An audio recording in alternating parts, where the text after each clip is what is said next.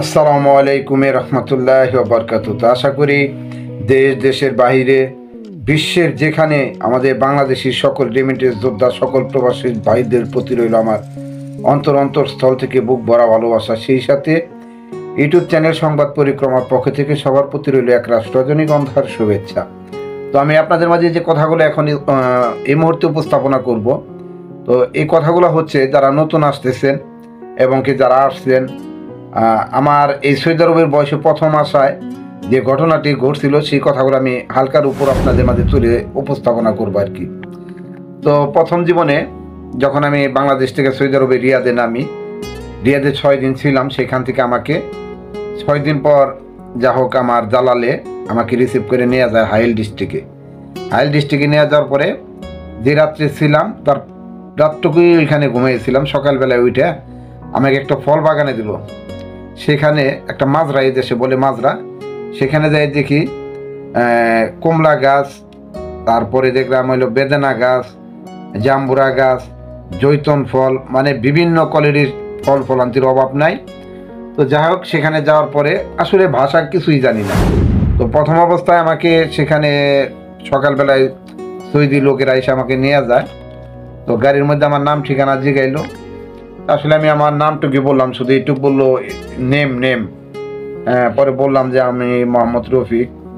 তো যাই হোক ওদেরকে বুঝাইলাম যতটুকু বোঝানো যায়। আর সৌদিরা কখনো বিরক্ত হয় না। একটা ভাষা আপনি পারবেন না, সমস্যা নাই, আপনাকে বারবার মানে হাত দিয়ে বোঝাবে। বোবা লোকেদের যেভাবে বোঝানো হয় ঠিক ওইভাবে বোঝানো হয়। তো যাই হোক আমি মাজরায় গেলাম, যাই ওইখানে যাই দেখি আমার আপন ভাগ্নি জামাই ওই জায়গায় ছিল। কিন্তু তারপরেও যে দালালে আমাকে দিয়েছে তারপর আমার বলে নাই যে এখানে আপনার ভাগ্নি জামাইয়ের কাছে দিতেছি। তো সেক্ষেত্রে এখানে যাই দেখি আমার ভাগ্নি জামাই ও এখানে নতুন, তখন ও 3-4 মাস যাবত আসছিল। আসলে ও ভাষা জানে না, আমিও ভাষা জানি না। ওইখানে কোনো একটা বাঙালিও নাই, আশেপাশে বাঙালি নাই। অন্য মাজরা অনেক দূরে, অর্থাৎ বড় বড় বাগানগুলো অনেক দূরে। পরে আমাদের যে বাগানটা ছিল, যে মাজরাটা, ওইখানে আমি আর আমার ভাগ্নি জামাই ছিলাম।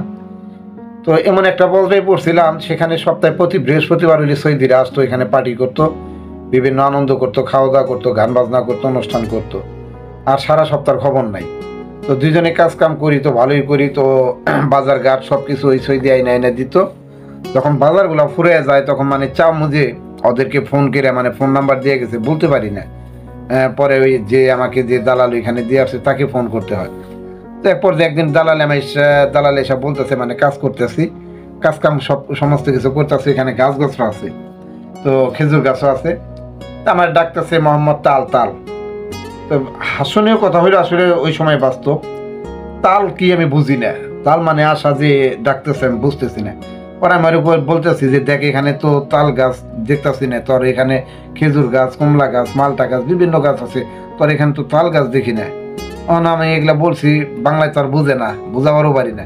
আমার কয় ইস্কালাম, বাংলায় ইস্কালাম। আমাকে তুই কি কর, বাংলায় কি কর, আমি বুঝি না। পরে আমি বুঝাইলাম যে তুই ফোন দে, আমার যে এনে দিয়ে গেছে ফোন দে। পরে ওরে ফোন দিল। ফোন দেওয়ার পরে আমার বলতেছে, যারে পাগল আপনারে বলতেছি তাল কাছে আসে, আপনি বোঝেন না, এটা একটু দেখেন। আমি বুঝবো, আমি কি কখন আসছি এই দেশে, আর নতুন নামি, আর এখান তো কেউ নাইও যে আমার একটু শেখাবো, কোনো বাঙালিও নাই যে এই কথা বললো। যাই হোক পরবর্তীতে আবার যখন আমাকে বলি তা মুখ মাফি, তা আমার কইতেছে তোর জ্ঞান বুদ্ধি নাই। তা আমি কইতেছি আমি হাত মুখ ধুইছি, আমার জ্ঞান বুদ্ধি নাই মানে? হ্যাঁ আমি হাত মুখ ধুইছি। আমার কইতেছি তা মুখ মাফি, তা আমি ভাবতেছি হাত মুখ ধোয়ার কথা বলতেছে। হাত মুখ ধুইছি। পরে আবার মানে তার আবার ফোন করা হইলো। পরে আমার বলতেছে যে সম্পর্কে বিয়ে লাগে, তো কয় বিয়াই মুখ মাফি মানে আপনার কইতেছে আপনার জ্ঞান বুদ্ধি নাই, ভাষা বুঝেন না, আপনি কোন যে হাত মুখ ধর নাই। অনেক হাস্যকর কথা ছিল সেই সময়। আবার এক সময় বলতেছে রুমে খাবার নাই, যে জন্য আমি বিআইরে ফোন দিছি, বিআই রুমে তো খাবার নাই।